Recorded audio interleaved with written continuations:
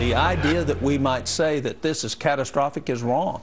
That what is catastrophic is continue to spend money that we don't have on things we don't absolutely need and continue to mortgage our future and not fix the very real problems that are in front of us.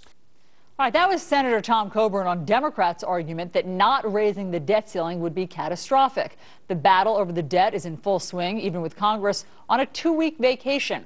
Republicans, of course, throwing all their weight behind slashing spending. Democrats pushing for tax hikes on the rich. Wyoming Republican John Barrasso, who's on the Senate Energy and Natural Resources Committee and vice chairman of the Senate Republican Conference, joins me now. Good morning, Mr. Barrasso. Thanks, Alisyn. Okay, so you heard what Senator Coburn said there, that basically the Democrats are fibbing when they say that not raising the debt ceiling would be catastrophic. We've heard that so much. Defaulting on our debts would be catastrophic. Is that not true? Well, first of all, you see a lot of scare tactics. You see them from the Secretary of the Treasury. No one's talking about defaulting on our debt, but I am talking about voting against raising the debt ceiling. This is a government, under this administration, it spends too much, borrows too much, grows bigger every day, and we have to get the spending under control. But then how do you do both? How do you not raise the debt ceiling and not default on our debt? Well, I think that you're hearing from both sides of the aisle that any vote to raise the debt ceiling, and it may be for only a short period of time, maybe a month at a time, is going to come with significant limits to the spending. And we're going to have to put a straitjacket on this spending. Families have to live within means. Many states balance their budgets. My home state of Wyoming does every year.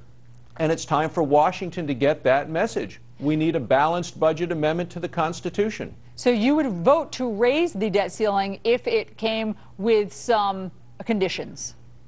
There are going to have to be very significant conditions that put a cap on spending, that forces a balanced budget amendment to be voted on by the people across the country, and sends a message globally that we are serious about our debt.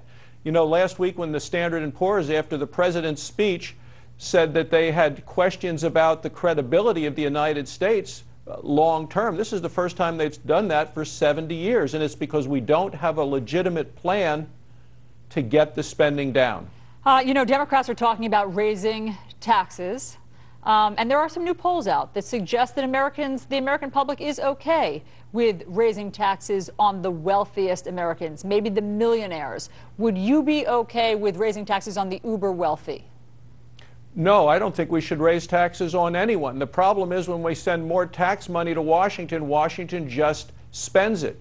What we need to do is grow the economy in a way that we have more people at work, and that will help deal with revenue issues.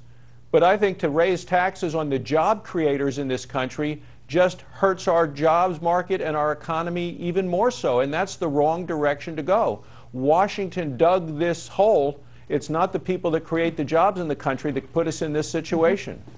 Senator John Barrasso, thanks so much for coming in with what you plan to do in the coming weeks. Thanks, Alisyn.